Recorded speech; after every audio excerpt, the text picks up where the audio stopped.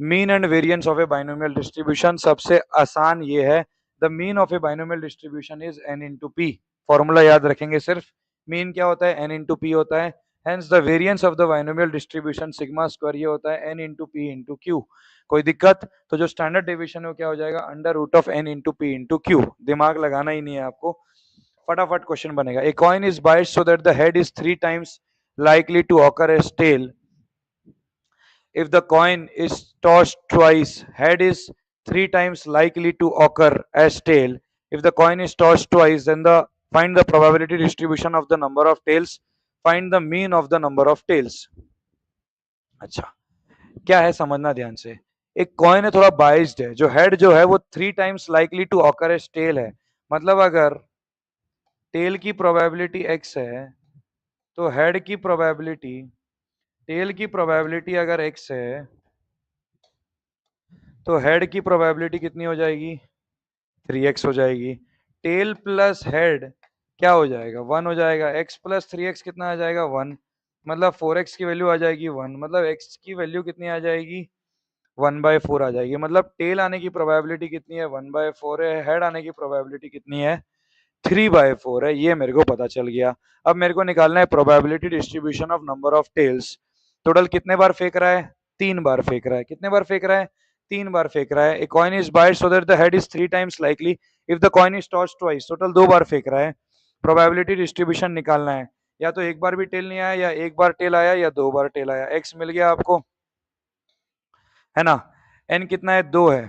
समझना ध्यान से, एन की वैल्यू कितनी है, 2 है। सक्सेस, टेल की बात हो रही है तो सक्सेस की प्रोबेबिलिटी कितनी है, 1/4। सक्सेस नहीं लिख के डायरेक्ट पी लिखता हूँ। पी कितना है, 1/4, और क्यू कितना है भाई, 3/4। इतना समझ में आ गया। अब अगर मैं पी एक्स निकालने बैठूंगा तो डायरेक्ट सबका पी एक्स निकाल सकता हूँ। क्या लिखूंगा, 2c0 पी की पावर 0 क्यू की पावर 2, 2c1 पी की पावर 1 क्यू की पावर 1, 2c2 पी की पावर 2 क्यू की पावर 0। कोई दिक्कत? सबका डिस्ट्रीब्यूशन आप निकाल सकते हैं। Find the mean of the number of trials. Mean अभी अभी सिखाया था। बाइनोमियल डिस्ट्रीब्यूशन में मीन क्या होता है, n इंटू पी। कितने बार टॉस कर रहे हो, 2 बार। पी कितना है, 1/4। इसका मतलब आंसर कितना आ गया, 2/4। मतलब कितना आ गया भाई, 1/2 आ गया। नंबर ऑफ टेल्स का जो मीन, नंबर ऑफ टेल्स के डिस्ट्रीब्यूशन का जो मीन है वो कितना आ गया भाई, 1/2 आ गया। n into p, p i x i करोगे तो भी सेम आएगा, है ना। 2c0 मतलब 1, पी की पावर 0 मतलब 1। क्यू कितना है मेरे पास, 3/4, तो ये हो गया 3/4 का स्क्वायर, 9/16। 2c1 मतलब 2, 2 इंटू 1/4 इंटू 3/4, ये हो जाएगा 6/16। 2c2 मतलब 1, ये आ जाएगा 1/16। देखो सब कुछ सम करोगे तो 1 आएगा, हाँ या ना। 9/16, 6/16, 1/16, सम करेंगे तो 16/16 1 आएगा, ठीक है। n into p, a pair of dice is thrown 200 times, मतलब n की वैल्यू कितनी आ गई, 200 आ गई। If getting a sum of 9 is considered a success, sum of 9 कब कब आ सकता है, सम ऑफ 9 आने के लिए कितना होना पड़ेगा, 3 6 होना पड़ेगा, 6 3 होना पड़ेगा, 4 5 होना पड़ेगा, 5 4 होना पड़ेगा। 3/6, 3 6 6 3 4 5 5 4, और तो कोई ऑप्शन है नहीं, 4 ही सिचुएशन है, हाँ या ना। और कोई ऑप्शन है क्या, नहीं। इसका मतलब जो सक्सेस की प्रोबेबिलिटी है वो कितनी आ गई, 4/36, और जो फेलियर की प्रोबेबिलिटी है वो कितनी आ गई, 32/36। तो ये हो जाएगा 1/9 सक्सेस हो गया, और फेलियर हो गया 8/9। ये दो चीज आपको मिल गया। अब बोल रहा है, आपको क्या निकालने के लिए बोला है, 200 बार फेंक रहे हैं, find the mean and the variance. Mean, mean क्या होता है भाई, अभी अभी फॉर्मूला सिखाया है, एन पी। एन कितना है, 200, और पी कितना है, 1/9, तो मीन आ गया 200/9। वेरिएंस क्या होता है, एन पी क्यू, कितना हो गया, 200 इंटू 1/9 इंटू 8/9, ये आ गया 1600/81, है ना। मीन और वेरिएंस दोनों मिल गया। स्टैंडर्ड डिविएशन मतलब रूट कर देंगे। चलो, in a binomial distribution the sum of its mean and variance is 1.8, मतलब N P plus N P q, ये आपको कितना दिया है, 1.8 दिया है। Probability of two success if the event was conducted 5 times, probability of 2 success if the event was conducted 5 times बोल रहा है। In a binomial distribution sum of mean and variance आपको दिया गया है, NP प्लस NPQ, इसकी value आपको दी गई है। इवेंट कितने बार कंडक्ट हो रहा है? Find the probability of two success if the event was conducted 5 times. मतलब आपको निकालना है probability x equals to 2। n की वैल्यू कितनी दी गई है भाई? 5 दी गई है, रख दो यहाँ पे। 5p plus 5pq is equals to 18/10, ऐसा लिख सकता हूँ। अच्छा, p प्लस q जो होता है वो 1 होता है। अगर मैं 5p को यहाँ कॉमन ले लेता हूँ तो यहाँ पे आ जाएगा 1 plus q is equals to 18 बटे क्या आ गया? 10 आ गया। p प्लस q होता है 1, तो q हो जाएगा 1 माइनस p, तो हो जाएगा 5p into 1 plus 1 minus p is equals to 18 बटे कितना आ गया? 10।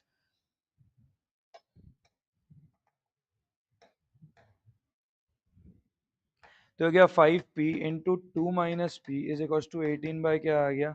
10 आ गया। 5p इंटू 2 कितना आ गया? 10p minus 5p square is equal to 18/10। Cut करेंगे तो आ जाएगा 9/5। 5 से मल्टीप्लाई कर देंगे। 50p minus 25p square is equal to 9। 25p square minus 50p plus 9 is equal to 0। 225 आ जाएगा, तो इसको मैं लिखूंगा 25p square minus 45p minus 5p plus 9 is equal to 0।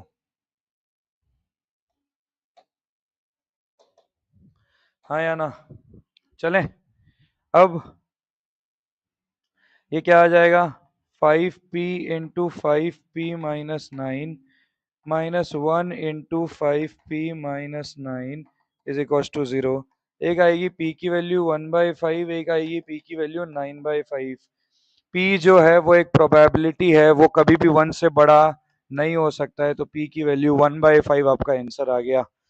p की वैल्यू कितनी आ गई? 1/5 आ गई। p की वैल्यू आ गई 1/5, q की वैल्यू हो गई 4/5। आपको क्वेश्चन में क्या निकालने के लिए बोला है बेटा? Probability x is equal to 2, तो क्या लिखेंगे? 5c2 इंटू पी की पावर 2 q की पावर 3।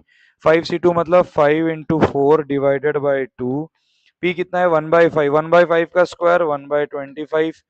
q कितना है? 4/5, तो यह आ जाएगा 64/125। सॉल्व कर लेंगे इसको, ठीक है? चलो, if the sum and the product of the mean and the variance, if the sum and the product of the mean and variance of binomial distribution are 1.8 and 0.8, मतलब np प्लस npq, इसकी value कितनी दी गई है? 1.8। np into npq, इसकी value कितनी दी गई है? 0.8। Find the probability distribution and the probability of at least one success. सबसे पहले तो मेरे को वैल्यू निकालनी पड़ेगी। कैसे निकालेंगे? मान लो ऊपर मैंने np कॉमन ले लिया, अंदर क्या बच गया? 1 प्लस q, है ना? n एक्चुअली 2 बार आ रहा है।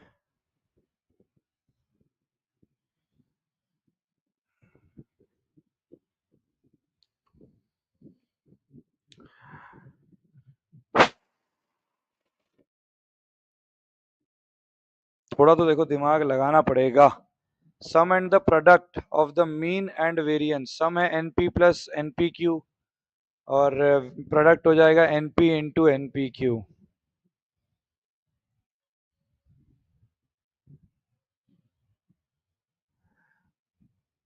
अच्छा, एक काम करते हैं, np इंटू 1 प्लस q की जो वैल्यू है वो 1.8 है, तो np को मैं क्या लिख सकता हूँ? 1.8 अपॉन 1 प्लस q, ऐसा लिख सकता हूँ मैं n इंटू पी को। अब यहाँ पूरा n इंटू पी, यहाँ देखो np, यहाँ क्या लिखा हुआ है? np इंटू npq लिखा हुआ है ना? तो क्या मैं इसको लिख सकता हूँ? np into npq is equal to 0.8, ये मेरे को दिया गया है। n इंटू पी की जगह क्या लिख सकता हूँ? 1.8 upon 1 plus Q into 1.8 upon 1 plus Q into यहाँ पे q बचा इज इक्वल टू कितना आ गया? 0.8 आ गया। हाँ या ना? कोई दिक्कत? तो हो जाएगा q into Q upon 1 plus q का क्या करेंगे? स्क्वायर। 1.8 मतलब 18/10 इंटू 18/10 इज इक्वल टू 8/10। 10 और 10 तो कट गया। कोई दिक्कत? अब इसको थोड़ा सा सॉल्व करेंगे। कैसे सॉल्व करेंगे देखना ध्यान से। Q upon 1 plus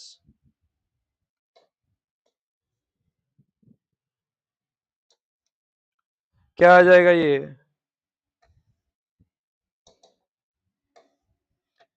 Q upon 1 plus q का whole square is equal to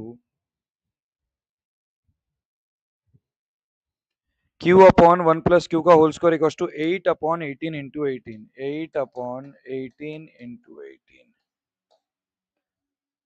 हाँ या ना, कोई दिक्कत? अब थोड़ा सा कट कर देते हैं इसको। ये क्या बनेगा अगर मैं इसको कट करूंगा, 2 से कट करूंगा तो 4, ये बनेगा 2 upon 9 into 9 is equal to q upon 1 plus q का होल स्क्वायर। ध्यान से देखोगे, अगर क्यू की वैल्यू 2 रखते हो, क्यू की वैल्यू 2 आ जा रही है, कहीं गलती कर दिया है लग रहा है मैंने। अच्छा यहाँ एक 10 भी तो था यार, ये वाला 10 को थोड़ी भूलेंगे। तो 20 अपॉन 9 इंटू 9 आ रहा है, ठीक है। यही चीज समझना था, ठीक है। अब इसको थोड़ा सा सॉल्व कर लेते हैं, चलो। सॉल्व करने का क्या तरीका है, सेम बेसिक, ओपन कर दो सॉल्व हो जाएगा। चलिए अभी करके दिखा देते हैं। तो हो जाएगा q अपॉन 1 प्लस क्यू का स्क्वायर क्या हो जाएगा, 1 plus q square plus 2q is equal to 20/81। ये इधर जाएगा, ये इधर जाएगा, तो हो जाएगा 81q is equal to 20 plus 20q square plus 40q। तो हो जाएगा 20q minus 41q plus 20 is equal to 0। 20q minus 40q minus q plus 20 equal to 0।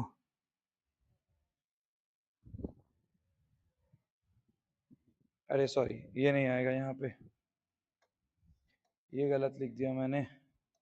यहाँ पे आएगा -25q माइनस 16q। अब यहाँ पे मैंने 5q, अगर 20q स्क्वायर है ना, अगर मान लो यहाँ पे मैंने 5q कॉमन लिया तो यहाँ बचेगा 4q माइनस 5। फिर यहाँ पे लिखा 4q माइनस 5, तो यहाँ पे मल्टीप्लाई कर दिया -4 से। तो q की वैल्यू एक आएगी 4/5, एक आएगी 5/4। 5/4 को कैंसिल करेंगे, 4/5 को लेंगे, तो q की वैल्यू आ गई 4/5। q की वैल्यू कितनी आ गई भाई, 4/5 आ गई। q की वैल्यू जैसे ही 4/5 आ गई तो आप सारा सिचुएशन सॉल्व कर सकते हैं। समझना ध्यान से, q की वैल्यू आ गई 4/5, p की वैल्यू आ गई 1/5, एटलीस्ट वन सक्सेस, मतलब probability x greater than equal to 1 मांगा है, तो 1 minus probability x less than 1 लिख सकता हूँ। क्या मैं इसको 1 minus probability x equal to 0 लिख सकता हूँ, 1 minus N C 0 into P कितना है, 1/4 की पावर 0 इंटू 4/5 की पावर n, तो हो जाएगा 1 माइनस 4/5 की पावर n। अब n क्या, n p और q की वैल्यू मेरे पास आ गई थी, तो यहाँ रख के मैं n की वैल्यू तो निकाल ही सकता हूँ।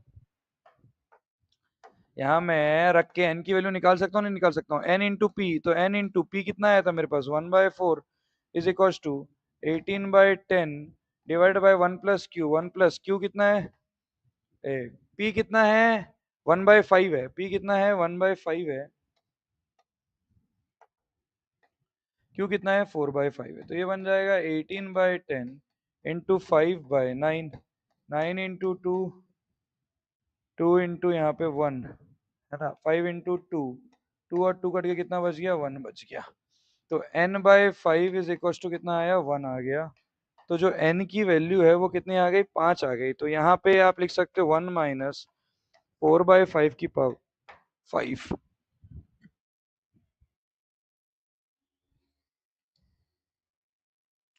चलें आगे बढ़ सकते हैं, कोई दिक्कत है तो बोलिएगा। Next, the difference between mean and variance of a binomial distribution is 1। Difference between the mean and variance मतलब N P minus N P q, इसकी वैल्यू कितनी दी गई है, 1 दी गई है। And the difference of their squares is 11, मतलब एन पी का whole square minus N P q का whole square is equal to कितना दिया है आपको, 11 दिया है। इसका मतलब N P minus N P Q into N P plus N P Q is equal to 11 दिया है। N P minus N P Q की वैल्यू कितनी है, 1 into N P plus N P Q is equal to 11। तो N P plus N P Q is equal to कितनी आ गई? N P plus N P Q 11 आ गया, N P minus N P Q कितना आ गया? 1 आ गया। कोई दिक्कत है? अब N P minus N P Q कितना आ गया? 1 आ गया। N P plus N P Q कितना आ गया? 11 आ गया। दोनों को ऐड कर देंगे तो 2np की वैल्यू कितनी आ गई? 12 आ गई। n इंटू पी की वैल्यू कितनी आ गई? 6 आ गई। n इंटू पी की वैल्यू आ गई 6।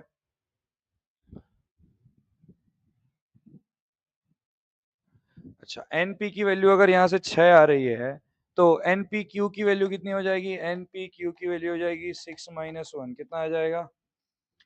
2। np की वैल्यू कितनी आ रही है मेरे पास? 6 आ रही है। तो npq की जो वैल्यू है वो कितनी आ जाएगी? 5 आ जाएगी। So n p divided by n P q, n p की वैल्यू आ गई 6, इसकी वैल्यू आ गई 5, ये कट गया।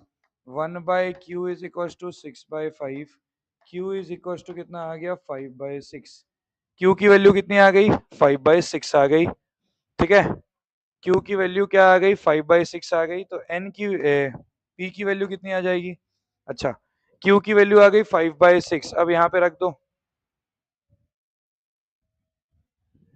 Q की वैल्यू मेरे पास आ गई 1/6, तो P की वैल्यू मेरे पास, Q की वैल्यू मेरे पास आ गई 5/6।